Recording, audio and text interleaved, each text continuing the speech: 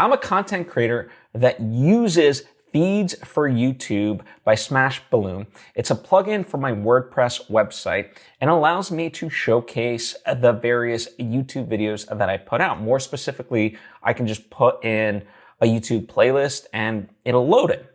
Now, an issue that I ran into when I first set this up was that on my website, the videos were there, but they didn't have the thumbnails. And that is obviously very annoying because the thumbnail is what draws people in. And not only that, as it stood, unless you hovered over the videos, you didn't really know what the videos were, right? You didn't know the title, the description, anything like that. And obviously that was very annoying.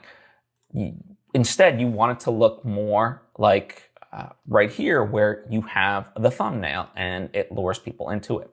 So anyway, it's actually a very simple fix.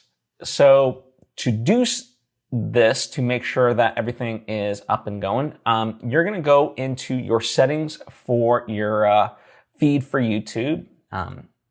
And what you're going to do is you're going to click all feeds, right? So you're on the back end of WordPress.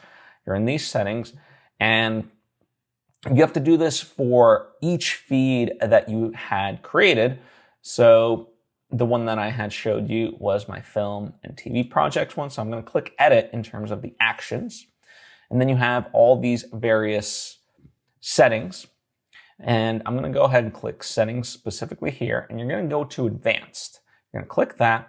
And all you're going to do is load initial post with Ajax.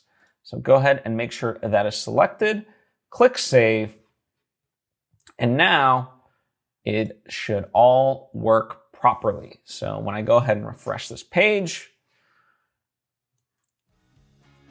bada bing, bada boom, there it is. And there is exactly, what you're looking for. So that is how to resolve that issue, which once you know it is very simple, but if you don't, it can be quite annoying.